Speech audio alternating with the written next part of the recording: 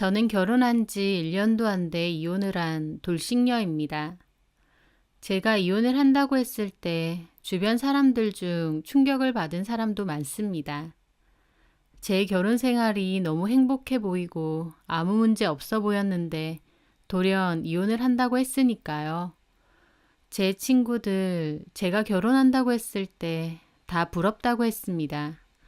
인물 좋고 능력 좋은 남편에 성품 좋은 시부모님, 싹싹하고 저한테도 잘해주는 형님, 뭐 하나 부족할 것 없는 결혼이었거든요.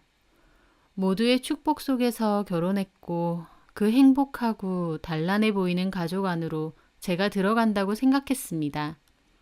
이제 와서 보니 그 행복하고 단란해 보이는 모습이 다 어떤 이들의 피눈물로 만들어진 거였지만요.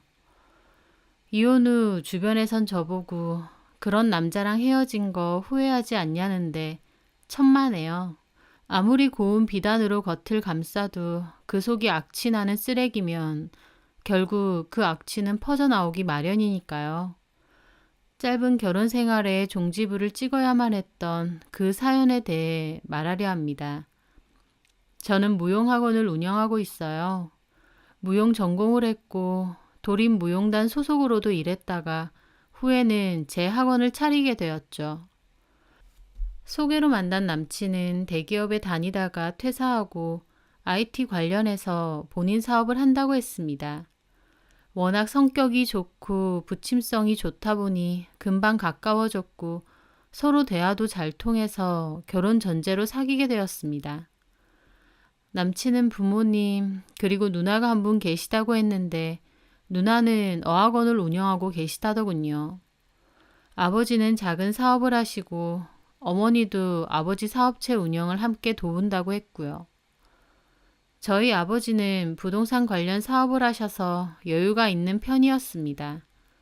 상견례 날 분야는 달라도 양가 아버지 모두 사업을 하시다 보니 이런저런 대화가 잘 통하시는 것 같더라고요. 게다가 저희 남친도 이제 막 벤처 사업을 시작한 입장이다 보니 저희 아버지도 남친과 관심 있게 이런저런 대화를 나누셨어요. 그래서 나중에는 아버지랑 남친이랑 따로 몇 번 만나서 사업 얘기를 한 적도 있습니다. 아버지 말로는 남친이 하는 사업이 꽤 유명한 아이템인 것 같다고 하시면서 투자도 하실 생각이 있다고 하셨어요. 어차피 이제 가족들 사이기도 하니까요. 남친은 사실 투자금 때문에 조금 힘들었는데 너무 감사하다고 하면서 저랑 이렇게 만나고 결혼하는 게 너무 큰 행운이라고 하더라고요. 그건 저도 마찬가지였어요. 인물 좋고 성격 좋은 데다 진취적이고 능력 있는 남친, 게다가 시부모님과 형님 되실 분도 다 너무 좋으신 분들 같았거든요. 아버님도 그렇지만 어머님은 특히나 인상이 정말 좋으셨어요. 스타일링도 그렇고 엄청 우아해 보이시더라고요. 꼭 드라마에 나오는 사모님 같은 외모라고나 할까요? 그런데 조금 놀란 건 아버님에 비해 어머님이 굉장히 젊어 보이신다는 거였습니다. 나이 차이가 꽤 나 보이시더라고요. 궁금해서 처음 뵙고 돌아오는 길에 남친에게 물어봤죠. 어머님, 아버님이 나이 차이가 좀 있어 보인다고요. 우리 엄마 아빠 16살 차이야. 제 생각만큼이나 나이 차이가 꽤 나셨어요. 엄마가 아빠 회사 직원으로 일했대. 같이 일하다가 서로 좋아진 거라고 하시더라고. 그래서 지금도 엄마가 아빠 회사에 종종 가서 일 돕는 것도 있고.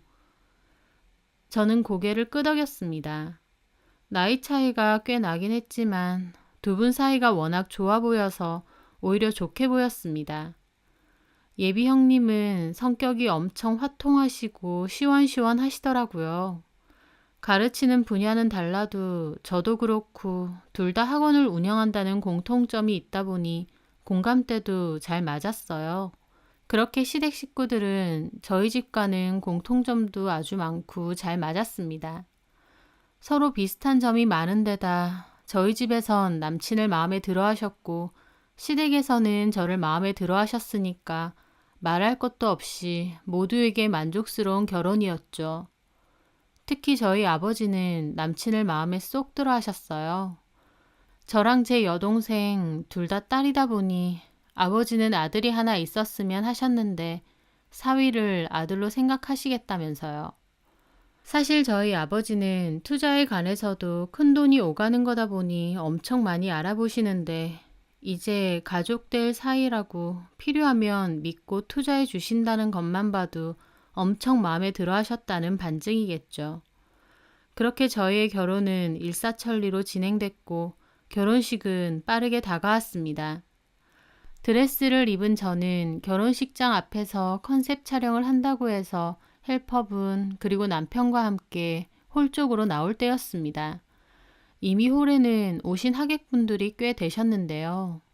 자리를 옮기려는데 입구 쪽에서 약간의 소란이 일고 있더라고요. 어? 무슨 일이지? 근데 옆에 있던 신랑이 슬쩍 보더니 저더러 신경 쓰지 말라고 하더라고요.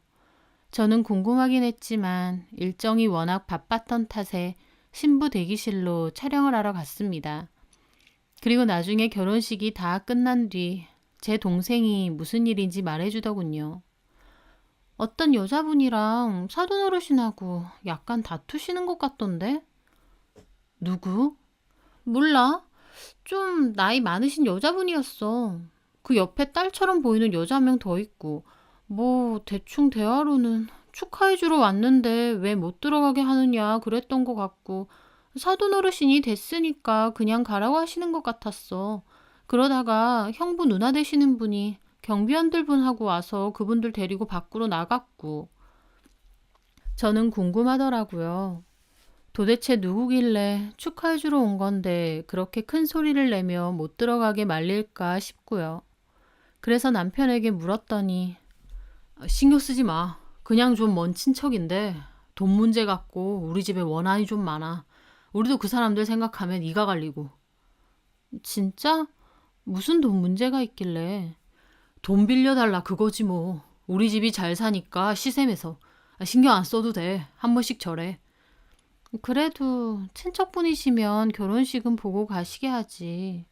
됐다니까. 이제 그만 얘기하자. 남편은 별로 말을 꺼내고 싶지 않은 눈치였어요. 그래서 저도 더 이상은 말하지 않았죠. 그저 저희 시댁 식구들과 사이가 좋지 않은 친척분들인가 보다 그렇게만 생각하고 말았습니다. 저는 그렇게 결혼식을 올렸고 행복한 신혼생활을 시작했어요. 각자 일이 바빠서 여유 시간은 많이 없었지만 그래도 신혼의 달콤함을 즐기기엔 충분했습니다. 그렇게 6개월 정도가 지났을 무렵이었어요. 여느 때와 다름없이 학원에 출근을 했는데 누군가 학원 안으로 들어오더라고요. 데스크에 있던 저희 직원이 인사를 했습니다. 어서 오세요. 어떻게 오셨나요? 저는 좀 떨어진 곳에서 그분을 봤습니다. 보통은 무용을 배울 아이랑 같이 오시는데 그분은 혼자 오셨더라고요. 성인 취미반도 있긴 하지만 그분은 본인이 직접 배우려는 느낌은 없었습니다. 그리고 다리를 살짝 저시는 것 같더라고요. 직원이 묻자 그분은 주변을 슬쩍 둘러보더니 오은희 원장님은 어디 계시나요? 원장님요? 저를 찾는 거였습니다. 직원은 그 물음에 저를 쳐다봤어요. 그리고 그 여자분도 저를 쳐다보더라고요. 그 여자분은 저보다 어려 보였는데 분위기가 굉장히 어둡더라고요. 원장님, 누가 찾아오셨는데요? 저는 데스크로 다가가서 물었습니다. 제가 오은이에요. 그런데 무슨 일이신가요? 저 혹시 잠깐 시간 되시나요? 무슨 시간이요? 드릴 말씀이 좀 있어서요. 저는 그 순간 이 사람 이상한 사람인가 싶었습니다. 누군지도 모르는데 다짜고짜 대화를 나눴으면 한다니까요. 제가 황당한 얼굴로 쳐다보니까 그분은 남편분 이름이 이성범 맞죠? 제 남편 이름을 말하더라고요. 저는 움찔 놀랐습니다.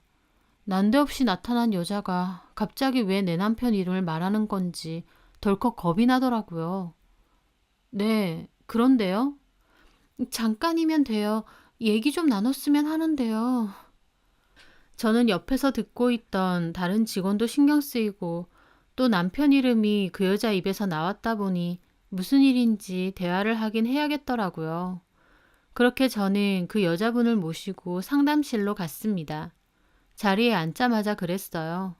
말씀하세요. 제 남편 이름은 어떻게 아셨죠? 무슨 일로 오신 거예요? 그 여자분은 잠시 생각에 잠겨 있다가 입을 열었습니다.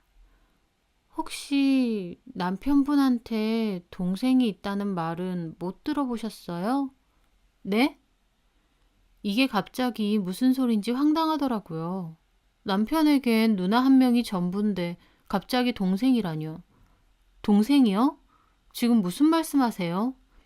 못 들으셨구나. 하긴 지도 말하기 그랬겠지. 저는 혼자 피식 비웃는 그 여자를 경계하며 말했습니다. 도대체 누구세요? 저 이성범 동생이에요. 정확히 말하면 이복 동생이요. 네? 그 여자는 자신을 남편의 이복 동생이라고 했습니다. 이복 동생이라고 하면 아버님에게는 또 다른 아내가 있었다는 건데 저는 이런 얘기를 남편에게 아예 들은 적이 없었거든요. 제가 얼떨떨해하자 그분이 그러더군요. 더 정확히 말하자면요. 저희 엄마가 본처세요. 이성범네 어머니, 그러니까 그쪽 시어머니가 첩이고요. 나중엔 본처 자리를 뺏은 거죠. 이건 또 무슨 말인가 했습니다. 갑자기 저희 시어머니가 첩이라뇨. 저는 이 사람이 도대체 무슨 말을 하는 건지 이해가 되지 않더라고요. 잠시만요. 제가 지금 좀 혼란스러워서. 그러니까 저희 시아버지가 결혼을 2번 하셨다는 말씀이세요? 네. 그런데 정식으로 결혼을 2번 했다기보다 바람을 핀 거죠. 그쪽 시어머니 되는 분하고요. 저희 엄마 놔두고 몰래 살림 차려서 애까지 2이나 낳고 살았던 거예요. 저희 엄마는 저 낳고 나서도 한참이나 그 사실을 몰랐고요. 나중에 그 여자가, 그러니까 그쪽 시어머니 되시는 한미숙이요. 애 2 데리고 와서는 저희 엄마더러 나가라고 했대요. 자기는 애도 먼저 낳았고 2이나 된다고. 그중 하나는 아들이라면서요. 갑자기 날벼락 맞은 엄마는 안 된다고 버텼는데 아빠나 그 여자나 끔찍할 정도로 저희 엄마 괴롭히셨대요. 이혼하고 나가라 그거죠. 그렇게 엄마는 버티다 결국 쫓겨나셨는데 엄마가 초반에 자리 잡을 때까지만 저보고 그 집에서 살라고 하셨거든요. 그래서 저도 갑자기 생긴 오빠랑 언니랑 같이 자랐는데 그것들 진짜 사람 아니더라고요. 저는 떨리는 목소리로 물었습니다. 왜요? 저를 정말 끔찍하게 괴롭혔거든요. 그 집 엄마도 저 구박하고 미워하고 본처 자식이라 그거죠. 그 집 남매도 저 정말 많이 괴롭혔어요. 아빠 있을 때만 조심하는 척하고 아빠 없으면 얼마나 때리고 괴롭혔는지. 때렸다고요? 네. 욕은 기본이고 손찌검도 잘했어요. 저 그 집 식구들한테 많이 맞았어요. 밥 빨리 안 먹는다고 때리고 준비물 사게 돈 달라고 했다고 때리고 나중에는 자기들 기분 나쁘다고 때렸어요. 그러다가 이성범, 그러니까 그쪽 남편이요. 네. 그 인간이 또 저 때리길래 저도 죽기 살길로 집에 있는 물건 다 집어던지고 싸웠거든요. 저도 완전 악에 받쳐서요. 그랬더니 집 방에 있는 야구방망이 들고 와서 제 다리를 때려요. 네? 그때 무릎을 잘못 맞았는데 그 집 식구들이 병원도 안 데리고 가줘서 치료도 못 받았어요. 그 바람에 제 다리가 살짝 휜 거예요. 아직까지 다리를 절고요. 제 다리 이렇게 만들어 놓고 그것들 저보고 그때부턴 다리 병신이라고 비웃더라고요. 어린 나이에 진짜 죽고 싶었고 저 만나러 온 엄마한테 제발 나 좀 이 지옥에서 데리고 나가달라고 했어요. 엄마랑 길거리에서 사는 한이 있어도 이 집에 못 있겠다고요. 저희 엄마 진짜 가만 안 둔다고 아빠 멱살 잡고 난리 치셨는데 결국 엄마랑 저 패대기 치더라고요. 아빠라는 인간이요. 그렇게 저랑 엄마랑 그 집 나와서 힘들게 살았어요. 얼마나 영악한 것들인지 재산도 안 주려고 명의 다 이전해놓고 양육비도 안 주려고 가진 수단 다 쓰고요. 그것들 완전 악마도 울고 갈 것들이에요. 저는 들으면서도 이게 다 무슨 소린가 했습니다. 처음 보는 이 여자가 갑자기 저희 시댁 식구들과 남편에 관해서 늘어놓는 믿기 힘든 말들, 이걸 제가 어떻게 믿으라는 건지 모르겠더라고요. 그 여자는 말을 마쳤고 저는 한참이나 생각에 잠겼습니다. 솔직히 그 여자가 말하는 내용도 너무 충격적이지만 다짜고짜 찾아와서 이런 말을 하는 이 여자를 믿을 수도 없겠더라고요. 저기 말씀하신 내용은 저도 참 충격이긴 한데 그게 정말 저희 시부모님과 남편 얘기 맞나요? 제가 그걸 어떻게 믿어요? 그 여자는 제 말에 사진을 내놓더라고요. 그 사진은 오래된 가족 사진인데 시부모님 그리고 어릴 때의 남편과 누나 마지막으로 제 앞에서 얘기를 하고 있는 여자분도 함께 찍혀 있었습니다. 찢어서 태워버리고 싶은데 혹시나 필요할까봐 남겨둔 사진이에요. 그것들 집에 살 때 같이 찍은 사진이요. 제 이름은 이윤재예요. 그것들한테 물어보면 누군지 잘 알 거예요. 제 말이 진짠지 가짠지. 아, 물론 자기들은 아니라고 잡아떼겠죠. 저희 모녀를 자기들 인생에서 지워버리고 싶을 때니까요. 저희 엄마 결혼식도 갔었는데 못 봤죠. 우리 쫓겨났거든요. 그 순간 그때 결혼식장 입구에서 소란이 일었던 게 기억이 났습니다. 동생이 해준 말도 기억나고요. 제대로는 아니지만 봤어요. 그래요? 저랑 저희 엄마예요. 결혼한다고 그래서 저희도 찾아갔죠. 결혼한다는 여자가 이런 사실 다 알고도 결혼한다고 했냐고 한번 물어보려고요. 그런데 저희 보자마자 무슨 벌레 쫓듯이 쫓아내더라고요. 이성미 그 기집애랑 거기 있는 경비원들이랑 같이 저희 질질 끌고 갔어요. 여기 얼씬도 하지 말라면서요. 엄마랑 저도 알죠. 가면 그렇게 쫓겨날 거란 거. 결국 아무 말도 못하고 또 당하고 올 거란 거. 하지만요. 너무 억울해서요.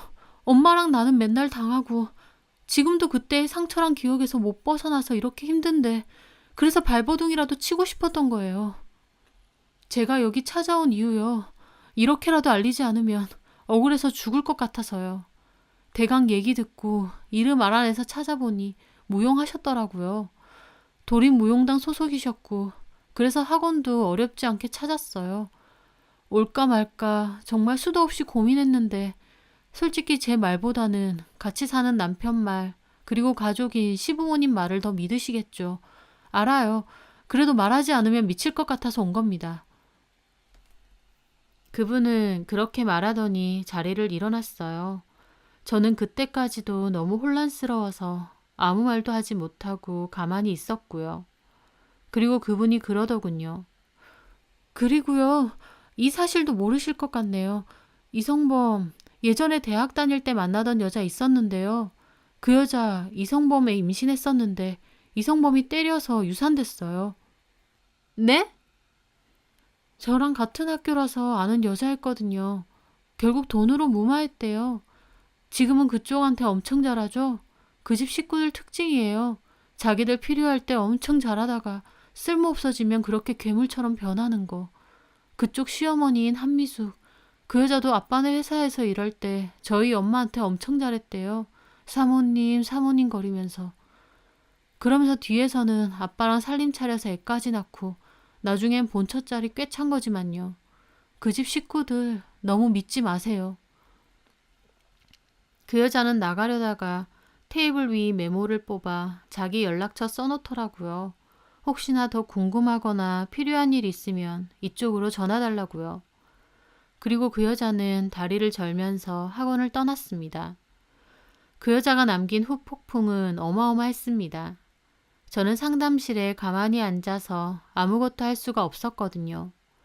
수업도 있었지만 다른 선생님으로 교체 수업 해달라고 하고 저는 상담실에서 머리를 부여잡고 있었습니다. 저 말을 어디까지 믿어야 할지, 아니 애초에 진짜 사실인 건지, 만약 사실이라면 내가 알던 시부모님과 시댁 식구들의 진짜 모습은 무엇인 건지 혼란 그 자체였습니다. 저는 결국 직원에겐 일이 좀 있다고 하고 일찍 퇴근을 했어요. 그리고 집에 가서 침대에 누워 멍하게 낮에 있었던 일을 생각했죠. 만에 하나 그게 진짜라면 저는 남편도 시댁 식구들도 앞으로 못 보고 살 것 같았습니다.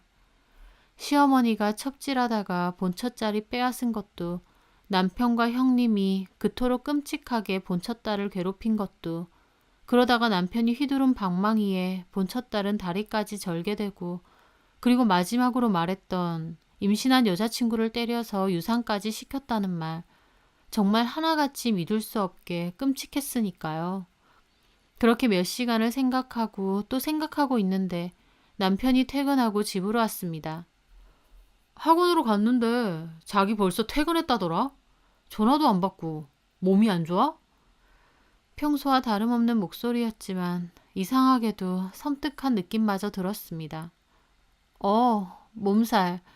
어디 봐. 남편은 제 머리를 짚으려고 했는데 저는 괜찮다면서 몸을 피했습니다.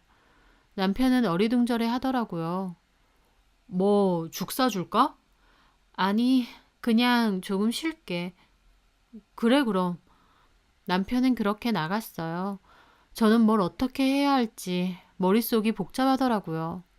그리고 다음날 저는 그 여자에게 다시 연락을 해서 보자고 했습니다. 카페에서 기다리고 있으니 그 여자분이 오더라고요. 저는 멍하게 얘기만 들었던 전날과 달리 그날은 궁금한 거 다 물어보겠다는 결심이었습니다. 어제 해준 얘기 듣고 참 혼란스럽더라고요. 그러셨겠죠. 저한테 그런 얘기 왜 하신 거예요? 원하시는 게 뭐예요? 말했잖아요. 가만히 있기 억울했다고. 그쪽이 저 찾아오기 전까지만 해도 정말 행복한 결혼 생활이었어요. 그런데 그쪽이 그런 말을 전해주고 가서 모든 게 엉망진창이 되었다고요. 제 말에 그 여자는 물 한 모금 먹더니 그러더군요. 제가 말하지 않았으면 좋았겠죠. 아무것도 몰랐다면. 하지만 진짜 진실이라는 걸 모르고 있어도 괜찮아요? 그저 지금 당신한테는 잘하고 문제 없으니까 전부 모른 척하고 살아도 괜찮은 건가요? 저는 아무 말도 하지 못했습니다. 사실 왜 이런 말을 나에게 전해줬나 원망스럽기도 했거든요. 때로는 모르고 사는 게 더 좋을 수도 있죠. 하지만 진실이라는 게 덮어둔다고 덮어지는 건 아닐 거예요. 당신이 지금은 그 사람들한테는 가치가 있으니까 잘하는 거겠지만 글쎄요. 사람 일 어떻게 될지 모르고 그쪽 상황이 변하면 그 사람들 저한테 했듯이 당신한테도 할지 모르죠. 이성범이랑 만났다는 그 여자애 이성범이랑 결혼까지 한다고 했어요. 친구들한테 그만큼 잘 사귀었는데요. 근데 갑자기 임신하고 이성범은 그 바람에 가려던 유학 못 가게 되니까 변심해서 애 지우라고 협박하고 그러다가 그 친구가 못 지운다고 버티니까 손찌검까지 하게 된 거라고요. 그렇게 좋아 죽겠다고 할 땐 언제고 하루아침에 변해서 유산 될 때까지 애를 때린 거죠. 제가 본처 딸이라는 이유로 야구방망이로 때려서 제 다리를 이렇게 만들었던 그때와 전혀 달라진 게 없는 거예요. 사람 쉽게 안 바뀌어요. 그때 그런 짓 하던 쓰레기 인간이 그쪽 만났다고 하루아침에 딴 사람으로 변하진 않겠죠. 저는 억울해서 말하는 거지만 그쪽 본인을 위해서도 제 말 무시하지는 마세요. 그 여자분의 말을 듣는 저는 너무 힘들었습니다. 그토록 착하고 다정하던 제 남편이 사실은 앞뒤가 다르고 폭력까지 행사하는 그런 쓰레기 인간이라는 걸 받아들여야 한다는 게요. 정말 조금의 거짓도 없어요? 없어요. 만약 필요하다면 엄마와 저 그쪽을 위해서 제가 나서줄 수도 있고요. 그 인간들이 저 가만 안 둘 수도 있겠지만 저나 엄마나 이제 남은 건 악밖에 없거든요. 그리고 여자는 자기 아빠랑 엄마 결혼 사진이라며 오래된 사진도 건네줬습니다. 거기에는 정말 젊을 때의 시아버지와 처음 보는 여자분이 결혼식을 올리는 사진이더라고요. 저희 엄마 이름은 박순영이고 그쪽 사람들한테 말하면 누군지 아주 잘 알 겁니다. 제 이름은 어제도 말했지만 이윤재예요. 저는 고개를 끄덕였습니다. 그렇게 그 여자분은 돌아가셨고 저는 또 혼자만의 깊은 고민에 빠졌어요. 저 여자의 말이 다 사실이라면 이 결혼 자체를 물러야 될지도 모르니까요. 물론 모르는 척 나랑은 상관없으니까 하고 그냥 덮고 살 수도 있겠죠. 당장 저에게는 너무나도 잘하는 남편이고 시댁 식구들이었으니까요.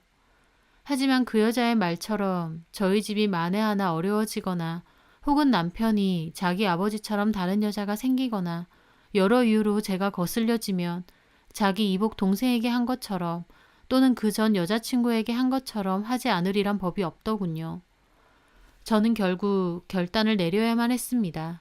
하지만 그 전에 직접 시댁 식구들 입으로 진실을 들어야 했어요. 저는 식사 대접을 한다는 핑계로 한 음식점의 룸으로 자리를 마련했습니다. 아버님, 어머님, 그리고 형님까지 모두 왔어요. 어쩐 일이야. 갑자기 식사를 하자고 하고. 여기 전에 부모님과 와본 곳인데 맛있더라고요. 그래서 어머님, 아버님도 모셔오려고 했거든요. 아, 이렇게 생각하는 것도 예뻐, 우리 며느리는. 며느리 하나는 참 잘 뒀어. 올케는 얼굴도 예쁜데 하는 행동도 참 예뻐. 요즘 여자들 같지 않고. 그치, 엄마? 내 말이 그 말이다. 아버님, 어머님의 칭찬에 남편도 좋아하더라고요. 하지만 저는 마음이 몹시 불편했습니다. 제가 이렇게 뵙자고 한 이유는 따로 있으니까요. 그럼 주문을 할까? 저기 잠시만요. 왜 올케? 저 그 전에 묻고 싶은 게 있어서요. 뭐? 저는 마음을 가다듬고 심호흡을 크게 한 다음 바로 본론을 말했습니다. 어머님, 아버님, 박순영 씨, 이윤재 씨, 누군지 아시죠? 제 입에서 그 이름들이 나오자 남편 포함한 시댁 식구들 모두 얼굴이 새파랗게 질리더라고요. 잠시의 정적 끝에 어머님이 입을 열었습니다. 네가 그 이름을 어떻게 알아? 그분들이 누군지 솔직히 말해주실 수 있으세요? 남편은 제 팔까지 확 잡더라고요. 자기야 그 이름을 어떻게 아냐고. 혹시 이윤재 걔가 자기한테 찾아왔어? 이윤재라는 사람 당신 이복 동생 맞아? 남편은 제 물음에 입만 떡 벌리고 말을 못하더라고요. 어머님 아버님도 당황해서 어쩔 줄 몰라 하고요. 당황해하는 어머님 아버님을 대신해 형님이 말을 했습니다. 걔가 진짜 너 찾아왔니? 올케. 걔가 올케한테 뭐라고 했는지 모르겠는데 다 헛소리야. 걔 정신 좀 이상한 애야. 그러니까 그냥 한 귀로 듣고 한 귀로 흘려버려. 제가 뭘 들은 줄 알고 그렇게 말하세요? 어? 아니, 보나마나 뭐 지가 피해자고 우리 가족이 이상하다 뭐 그랬겠지. 그분 이복 동생 맞죠? 제 물음에 어머님과 아버님 아무 말도 못하시고 형님은 갑자기 화를 벌컥 내시더라고요. 아니 근데 그게 올케랑 무슨 상관이야? 무슨 상관이길래 무슨 취조하듯이 이러는 거야? 형님, 저는 이 집 가족 아닌가요? 제가 이 집에 있었던 일에 대해서 모르는 것도 말이 안 되잖아요. 가족은 맞지. 맞는데 올케 결혼 전에 있었던 일이고 올케랑은 아무 상관없잖아. 그게 올케한테 무슨 피해를 주는 것도 아니고. 형님은 좀 과하게 화를 내고 펄쩍 뛰시더라고요. 그 달라진 모습을 보자 그 여자가 했던 말 모두 사실이 맞겠구나 싶었습니다. 저도 화가 나서 따졌죠. 형님, 별일 아니면 제가 굳이 이런 말을 왜 하나요? 근데 들어보니까 그냥 넘어갈 수 있는 문제가 아니던데요. 제 말에 어머님도 그러더라고요. 뭐가 그냥 못 넘어가겠는데? 어머님도 몹시 불쾌한 말투로 따지셨습니다. 저도 제 입으로 직접 그 말을 꺼내기 위해 다시 마음을 가다듬고 입을 열었습니다. 어머님과 아버님, 불륜이셨던 거잖아요. 뭐라고? 제 말에 남편도 저를 붙잡았습니다. 자기야, 말 가려서 해. 아니라고 할 수 있어? 그런데 제 말에 그 우아한 어머님이 흥분하시더라고요. 너 어따 대고 불륜이니 뭐니 그딴 소리야? 네가 봤어? 아버님한테 본처 있잖아요. 지금도 멀쩡히 살아계시고. 이혼할 만해서 한 거야. 그 다음에 우린 결혼한 거고 재혼하면 불륜 소리 들어야 되니? 본처 딸이 성범 씨보다 어린데 그게 말이 되나요? 애초에 어머님하고 아버님 따로 살림 차려서 형님이랑 성범 씨까지 낳고 사신 거잖아요. 제가 따지자 이번에 형님이 소리 지르더라고요. 야, 이게 보자 보자 하니까 네가 뭔데 우리 엄마 아빠더러 그딴 소리야. 이게 좋게 봐주니까. 저도 그때쯤 되니까 열받더라고요. 왜 소리 지르세요?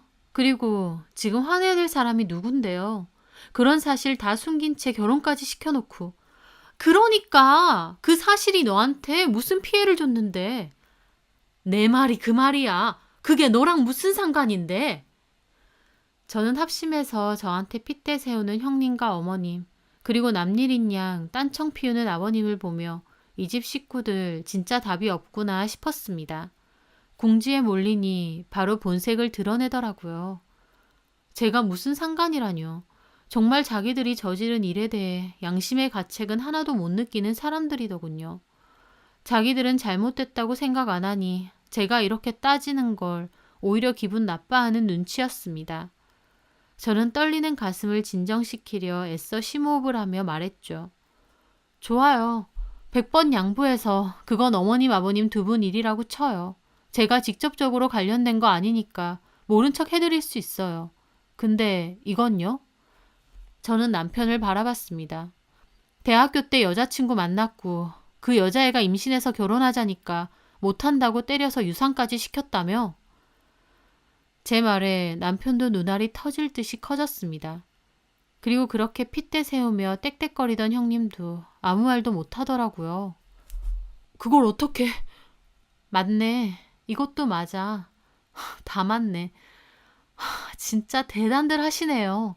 앞에서는 그렇게 하하호호 웃는 얼굴로 뒤에서는 이런 짓을 벌여요? 남편은 제 말에 혼자 눈을 감고 떨면서 분해하더라고요. 그 모습은 처음 보는 모습이라 무서웠습니다. 막 자기 분해에 못 이게 하는 모습이요. 이윤재, 그 기집애가 말한 거지? 그래서? 뭐 어쩌려고? 이 기집애 진짜... 당신 진짜 무섭다. 감쪽같이 다 속이고 결혼해놓고 고작 한다는 소리가 그 말이야? 내가 뭘 속였는데? 남편은 벌컥 화를 내더라고요. 뭐? 내가 뭘 속였냐고. 너는 과거 없어? 너는 뭐 그렇게 깨끗하고 아무것도 없냐고. 너 남자 만난 적 없어? 남자랑 잔 적 없어? 내가 첫 남자도 아니잖아. 막말로 네가 전에 남자 만나서 애 지웠는지 어쨌는지 내가 알게 뭐야. 남편은 그렇게 고래고래 소리를 지르며 악담을 퍼붓는데 정말 무섭고 질리더라고요. 제가 아는 남편의 얼굴이 아니었습니다. 저는 그 자리에 있는 게 갑자기 너무 소름 끼치고 무서웠어요. 그 사람들 얼굴을 가만히 둘러보는데 제가 여태껏 알았던 그 다정하고 행복해 보이던 얼굴들이 아니더군요. 끔찍하고 인간만도 못한 것들이었고 그 자리에 함께 있는 것조차 너무 무섭더라고요. 저는 더 이상 여기 있지 말자라는 생각과 동시에 급하게 호출벨을 눌렀어요. 잠시 후 직원이 주문하시겠냐고 문을 열더라고요. 저는 그 순간 문을 열고 가게 밖으로 도망갔습니다. 짧은 순간이었지만 정말 저를 해할지도 모른다는 생각이 들 정도로 무서웠거든요. 그렇게 그곳에서 도망 나온 저는 친정으로 달려갔고 이 모든 사실을 알렸어요. 저희 부모님 완전 붕괴하시고 시아버지께 전화해서 고래고래 싸우고 난리가 나셨습니다. 어디서 그따위 콩가루 집안 주제에 남의 귀한 딸을 데리고 가느냐고요. 그렇게 한바탕 집안 싸움으로 시끌시끌했고 당연하게 이혼 이야기도 나왔습니다. 그나마 다행인 건 아버지가 남편에게 해주기로 한 투자금은 주기 직전인 상태였던 거였어요. 그나마 투자금까진 주지 않아서 천만다행이었죠. 결혼이 파토가 나자 그 집 식구들은 본색을 드러냈고 저희 집도 도리어 더러운 사실을 숨기고 결혼까지 한 거라며 가만 안 있을 거라고 했습니다. 하지만 결혼 전 과거의 일이라서 이혼 사유에 대한 적법한 이유는 되지 않았고 여러 다툼 끝에 결국 돌고 돌아 협의 이혼으로 끝내게 됐습니다. 모든 이혼 절차가 끝나고 저희 엄마도 진짜 소름 끼치는 것들이라고 다시는 마주하고 싶지 않다고 치떨려 하시더라고요. 저는 이혼 과정에서 저에게 진실을 말해준 그 여자분이 걱정이 됐습니다. 남편의 눈빛은 정말 자기 이복 동생을 가만두지 않을 것 같았거든요. 그래서 연락을 드렸는데 다행히 여자분과 어머님은 멀리 떨어진 지역으로 가셨다고 하더라고요.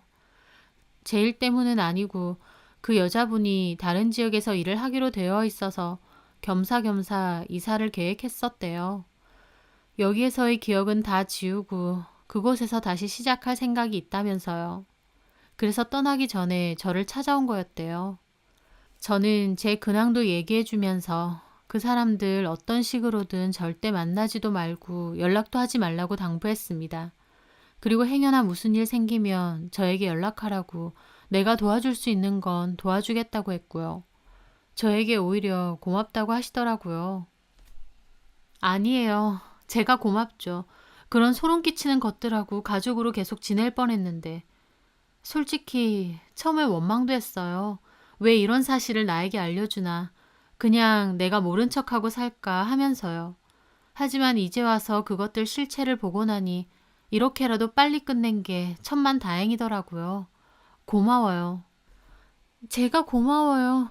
그냥 미친 여자가 하는 소리라고 무시할 수도 있었는데 제 말 귀 기울여서 들어주고 그런 결단까지 내려줘서요. 현명한 선택 하신 것 같아요. 저도 그렇게 생각해요. 저는 그렇게 그 여자분과 어머님의 무운을 빌고 전화를 끊었습니다. 그렇게 제 결혼은 1년도 채 되지 않아 종지부를 찍게 되었어요. 가장 친한 사람들에게는 이 얘기를 다 말했지만 또 제 얘기로 너무 왈가왈부할 것 같아 적당히 아는 지인들에게는 그냥 성격 차이로 헤어졌다고만 했습니다. 지나서 생각해보니 너무 달콤해 보이는 것은 오히려 독이 되는 것 같아요. 저에게 늘 웃음을 보이며 다정하고 친절해 보였던 그 집 식구들. 그때는 마냥 좋았는데 지금 생각해보니 사실은 시커먼 속을 감추려고 더 겉으로는 밝고 환해 보이려 노력했던 것 같기도 합니다. 양의 탈을 쓴 늑대처럼요. 다른 사람 눈에 피눈물 쏟게 하면서 본인들만 생각했던 그 인간들. 언젠가는 본인들도 똑같이 되갚음 당할 거란 걸 명심하고 살았으면 하네요. 제 사연 들어주셔서 감사합니다.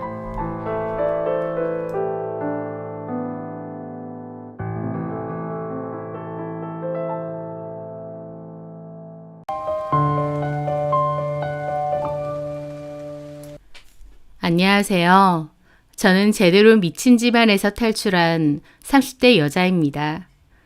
남편과는 회사에서 처음 만났어요. 저는 금융회사 기획팀에 근무 중이었고 그 남자는 저희 회사로 이직을 했었습니다. 경력직으로 이직한 거라 저랑 같은 직급으로 회사에 들어왔었는데 저와는 나이도 동갑이었습니다. 게다가 알고 보니 대학교도 같은 곳 출신이더라고요. 서로 공통점이 많았기에 저희는 회사 안에서 금방 가까워졌습니다. 그 남자도 경력직이긴 하지만 저희 회사에 새로운 거라서 적응이 필요했는데 그 기간 동안 제가 많이 도와주었어요. 한 3개월 정도 지났을 무렵 그 남자가 저에게 고맙다고 개인적으로 밥을 한번 사고 싶다 하더라고요. 자기가 이 회사에 적응하고 정착하는 데 있어서 제가 큰 도움이 됐다고 하면서요. 직장 동료가 호의로 밥을 산다고 하니 저도 기쁜 마음으로 약속을 잡았죠.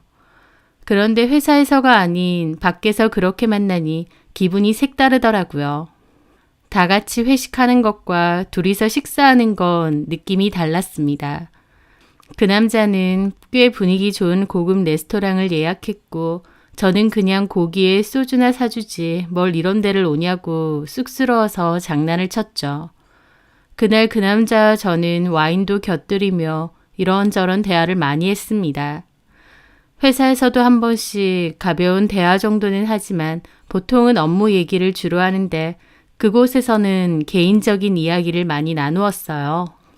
그 남자는 어렸을 때 아버지가 돌아가셔서 어머님 한 분만 계시다는 것과 4살이 어린 동생이 한 명 있다고 했습니다. 동생도 회사에 다니고 있는데 해외 취업을 목표로 하면서 준비하고 있다고 했죠. 그래서 저도 저희 집 얘기를 좀 했는데 가만 생각해보니 무슨 선보거나 소개팅 하는 것도 아닌데 그런 얘기를 주고받는 게 좀 웃기더라고요. 그래서 제가 근데 상우 씨, 우리 너무 웃기지 않아요? 무슨 선보는 것도 아니고 했습니다. 분위기가 쓸데없이 너무 진지해지는 것도 싫고 너무 사적인 얘기를 주고받는 게 아닌가 싶기도 했거든요.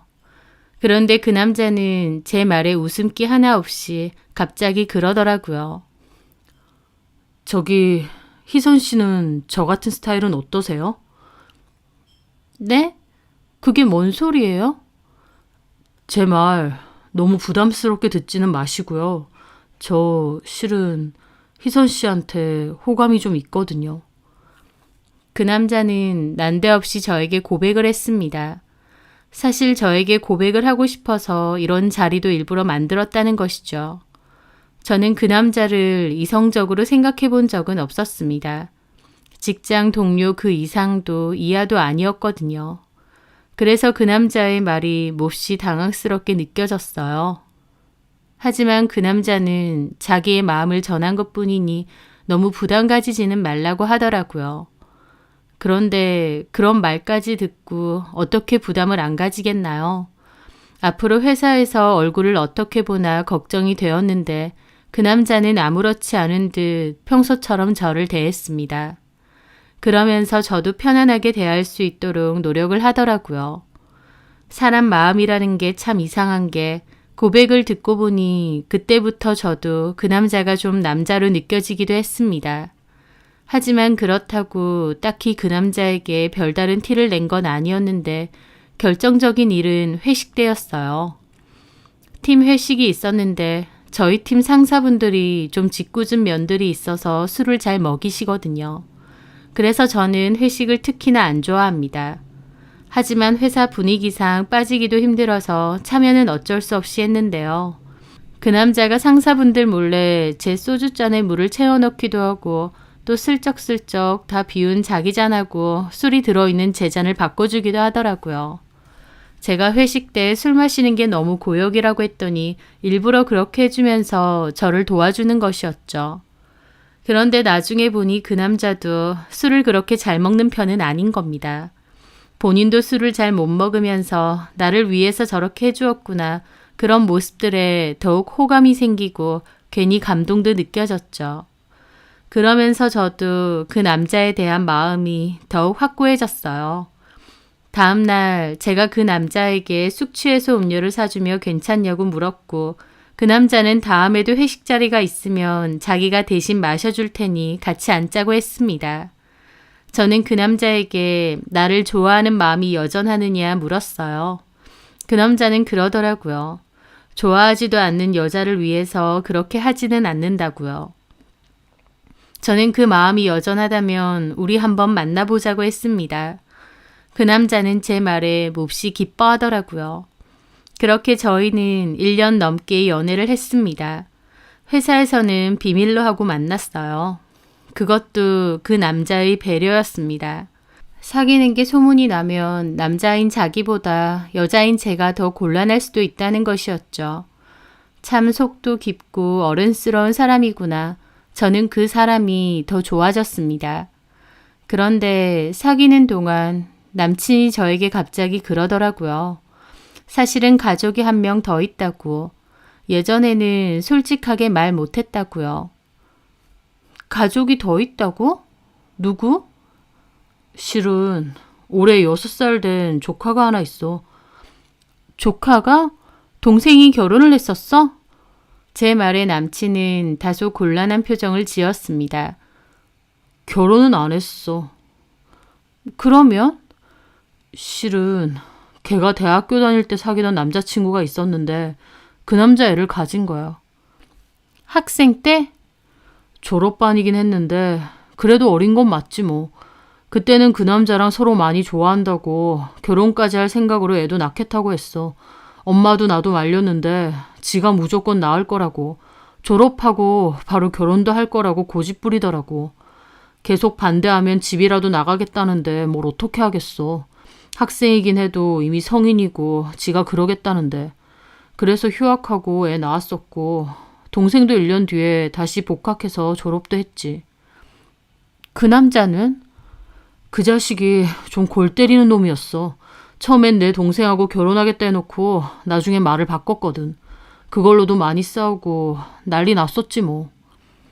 결론적으로는 그 남자는 책임 안 지고 도망간 거고 내 동생은 애를 낳은 거야. 그게 지금 내 조카인 하빈이고. 이름이 하빈이구나. 귀여워 엄청. 똘똘하고 야무지고. 뭐 자기한테 속이려던 건 아니고 동생 일이다 보니 자기한테 선뜻 말하기가 좀 그랬어. 조카는 워낙 귀엽지만 전후 사정 자체가 자랑할 만한 일도 아니고. 저는 좀 놀라긴 했습니다.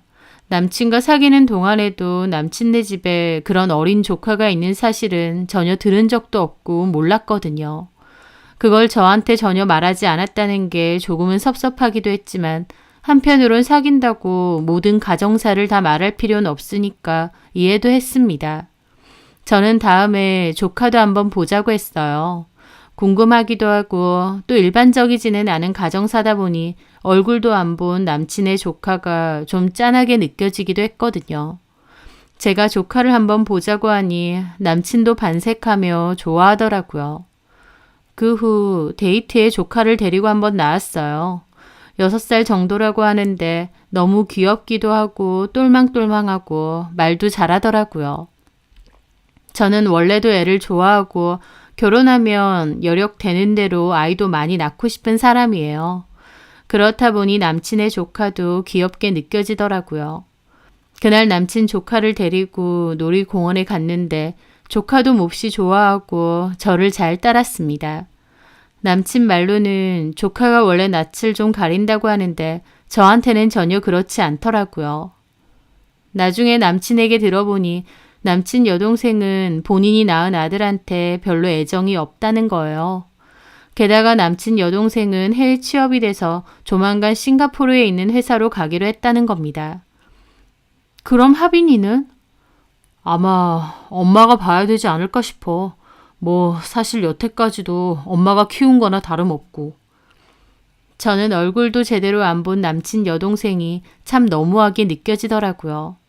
엄마나 오빠가 말리는데도 본인이 고집부리고 우겨서 애를 낳아놓고는 정작 본인은 책임도 안 지고 어머님한테 육아를 다 떠넘긴 거잖아요.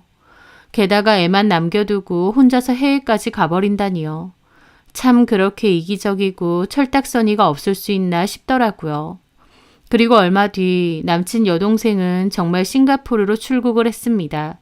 저는 얼굴도 제대로 못 본 남친 여동생이 참 얄밉게 느껴졌어요.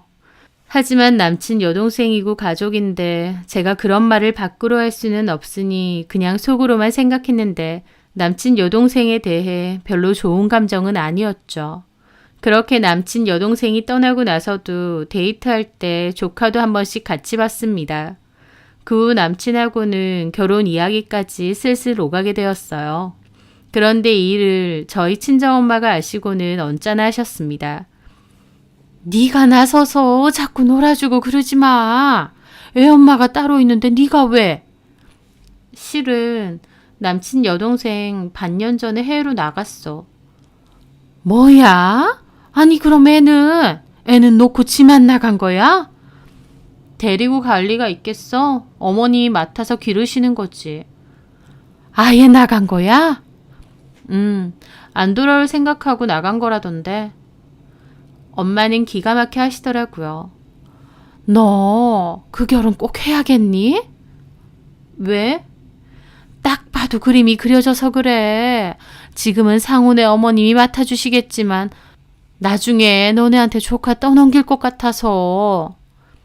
그러신 분 아니야. 그리고 어머님도 연세 그렇게 많지 않으셔. 하빈이 클 때까진 충분히 어머님이 키우실 수 있어. 그걸 어떻게 알아? 그리고 너네 신우도 참 이기적이다. 그렇게 책임도 못 질 거면 뭐하러 낳아. 그 조카는 상처가 얼마나 크겠어. 애만 낳아두고 지는 해외 취업이니 뭐니 해서 도망가 버리면 끝이야? 애한테도 못할 짓이고 엄마한테도 못할 짓이지. 무슨 그런 애가 다 있니? 그러게. 너는 그 상훈의 여동생 본 적은 있어? 아니, 제대로 인사도 못 해봤어. 아마 우리 결혼할 때는 한번 보지 않을까 싶기도 하고. 에휴, 괜히 너네더러 조카 키우라고 할까봐 걱정이다. 그렇게 안 하신다니까. 저는 탐탁치 않아 하는 엄마를 열심히 설득시켰습니다. 그만큼 남친이 좋았고 결혼도 하고 싶었거든요. 그렇게 저희 부모님도 결혼을 허락하셨고 저희는 결혼 준비를 시작했습니다. 그 과정에서 회사에도 결혼 사실을 알렸죠. 놀라는 분들도 있고 어렴풋이 눈치챈 분들도 있더라고요. 저희는 신혼집을 구하려고 했는데 어머님이 신혼집 구하는데 2억가량을 보태주신다는 거예요. 생각보다 더 큰 돈을 주신다고 해서 저희도 몹시 놀랐죠. 그런데 어머님 하시는 말이 내가 너네한테 바라는 게 있는데 뭐 대단한 건 아니고 지금처럼 한 번씩 하빈이 데리고 놀이공원이나 나들이 같은 데 가줄 수 있니? 내가 하빈이를 돌보기는 한다만 멀리 나가고 여기저기 구경시켜주고 이렇게 하기는 힘들잖아. 니네가 한 번씩 그렇게 해주는 거 하빈이가 너무 좋아하더라. 그 말씀에 저도 웃으며 알겠다고 말씀드렸어요. 어려운 것도 아니고 남친 조카인데 그 정도 못하겠나요? 네, 어머님. 저희가 종종 하빈이 데리고 나들이도 가고 놀러도 가볼게요. 아휴, 고마워라. 나는 네가 참 착하고 마음 씀씀이가 고운 것 같아서 좋아. 내가 며느리를 잘 얻는 것 같다. 어머님은 저에게 고마워하셨습니다. 저도 저를 잘 따르는 남친 조카가 귀엽기도 했고 또 마음 한켠에 안쓰러운 마음도 컸어요. 한창 엄마 손을 많이 탈 때인데 정작 엄마는 본인 인생 찾겠다고 애 놔두고 외국으로 가버렸으니 그 어린 게 얼마나 엄마가 그리울까 안쓰러웠습니다. 그래서 어머님이 그렇게 해달라고 했을 때도 조카를 생각해서 흔쾌히 알겠다고 말씀을 드린 거였죠. 그렇게 신혼집도 마련하고 결혼식도 올렸습니다. 저는 제 결혼식 당일에야 신우의 얼굴을 처음 봤어요. 신우와 인사를 했고 사진도 같이 찍었습니다. 그렇게 짤막하게 대화를 나눈 것이 전부였고 신우는 다음날 바로 싱가포르로 돌아갔다고 했어요. 이왕 온 거 아들하고 시간 좀 보내고 가지 참 사람이 야속하구나 싶었는데 남편 말로는 신우 성격이 원래 그렇다고 했습니다. 걔가 좀 이기적이고 지밖에 모르는 게 있어. 그래? 근데 결혼식장에서 봤을 때는 성격도 좋아 보이고 싹싹하던데. 사회생활은 또 잘하니까. 근데 애가 별로 정도 없고 가족보다는 지가 먼저고 그런 애야. 그렇구나. 그래도 하빈이는 너무 상처받았겠다. 자기가 그렇게 하빈이를 걱정해주고 신경 써주는 거 너무 고마워. 그래서 하빈이도 숙모인 자기를 많이 따르고 좋아하나 봐. 숙모 얘기를 얼마나 많이 하는지 몰라. 어쩔 때는 숙모가 엄마 같다는 소리까지 한다니까. 어머 정말? 하빈이 너무 짠하다. 나도 그렇게 생각해. 그러니까 우리가 좀 잘해주자. 그러고 싶어. 저는 야속한 신우를 대신해서 어린 조카를 잘 좀 챙겨줘야겠다고 생각했습니다. 그래서 어머님과의 약속처럼 결혼하고 나서도 종종 하빈이와의 시간을 가졌어요. 함께 식물원도 가고 캠핑도 가고 여기저기 잘 놀러 다녔죠. 나중에는 한 달에 2번 정도는 정기적으로 갈 정도로 자주 갔습니다. 하빈이를 데리고 다니면 주변에선 아주 당연하게 저와 남편의 아이인 줄 알더라고요. 저도 아니라고 하면 하빈이가 상처받을 것 같아서 아무 대꾸도 안 했죠. 그렇게 하빈이하고도 잘 놀아주었지만 또 한편으론 더 늦기 전에 제 아이를 갖고 싶은 마음도 컸습니다.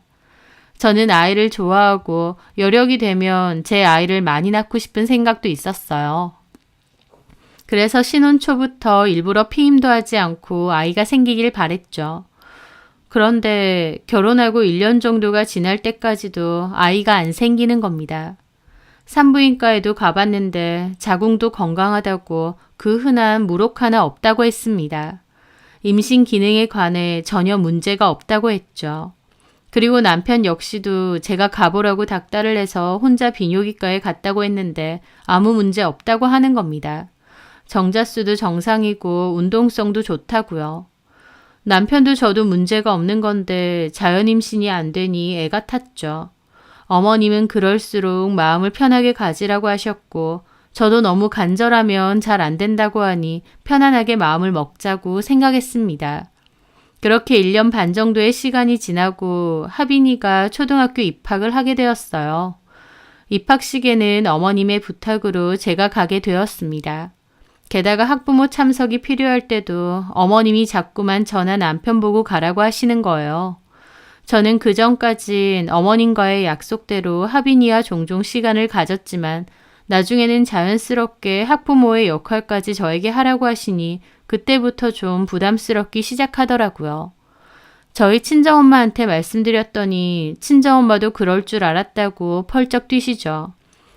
그것 봐라. 은근슬쩍 너한테 엄마 역할 하게끔 넘기잖아. 어머님 말로는 할머니가 그런데 참석하면 애들 사이에서 소문 다 나고 애도 기가 죽을 거라고 그래서 나한테 자꾸 참석하라고 하시는 것 같아. 에휴, 근데 가만 보면 네가 시조카를 너무 자식처럼 대하니까 네 애가 안 생기는 것도 있는 것 같아. 에이, 그런 게 어딨어. 미신이기는 하지만 그런 말도 있잖아. 남의 애한테 너무 정주면 정작 내 애는 안 생긴다고. 엄마의 말에 저도 웃으며 넘겼지만 기분이 좋지는 않았습니다. 가만 돌이켜 생각해보니 결혼 기간 동안 하빈이와 보내는 시간이 점점 커졌거든요. 어머님도 처음에야 고마워하셨지 나중에는 당연하게 하빈이에 관한 일을 저한테 넘기신 적도 많습니다. 조카가 안쓰럽고 귀여운 것과는 별개로 어쨌든 엄연히 조카고 제 자식은 아니잖아요. 그런데 제가 어느 순간부터 조카에게는 마치 엄마 같은 역할을 하고 있는 것 같은 겁니다. 게다가 그때까지도 한국에는 단 한 번도 오지 않고 나몰라라 하는 신우가 너무 얄밉게 느껴졌어요. 막말로 본인이 사고쳐서 낳은 애인데 왜 책임은 내가 지고 있나 싶기도 했거든요. 그게 속으로 쌓이고 쌓이다가 이건 아니다 싶어서 어머님에게 말씀드렸어요. 앞으로는 하빈이 학교 볼 일이 있어도 저는 못 갈 것 같다고요. 자꾸 빠지니까 회사에서 눈치도 보이고 또 솔직히 하빈이가 제 자식은 아닌데 제가 엄마인 것처럼 보이는 것도 좀 아닌 것 같다고요. 그런데 제 말에 어머님이 그러시는 겁니다. 저기 희선아. 네. 내가 전부터 이 얘기를 하려고 했는데 하빈이 말이다. 차라리 너네가 키우는 게 어떻니? 저는 튀어오를 듯 놀랐죠. 네?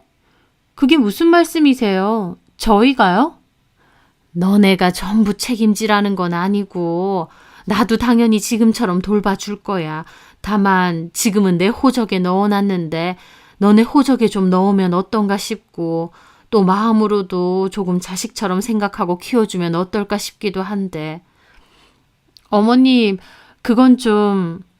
왜? 남의 애를 입양도 한다는데 어쨌든 하빈이도 우리 집 핏줄이고 또 하빈이도 너를 엄청 잘 따르잖아. 어머님 말씀은 무슨 말인지 알겠어요. 그리고 저도 하빈이 귀엽고 좋아요. 하지만 그건 조카로서지 제 자식으로 키우는 건 다른 문제인 것 같아요. 그렇게 복잡하게 생각하지 말고 그냥 간단하게 생각해봐. 자식으로 호적에 넣는 건데 어떻게 간단하게 생각하겠나요? 어머님, 저는 어쨌든 제 자식을 낳고 싶거든요. 이해하지.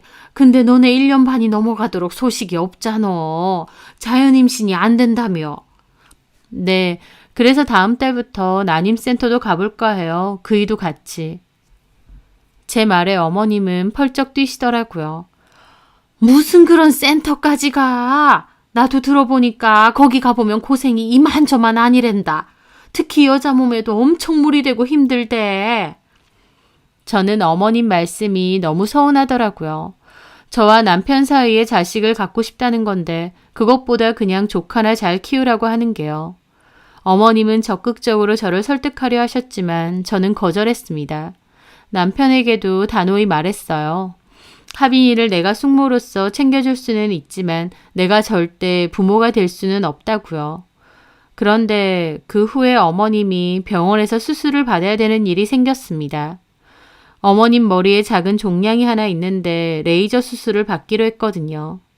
레이저 수술이긴 하지만 그래도 수술인데다 회복까지 다 하면 일주일가량은 병원에 계셔야 했습니다.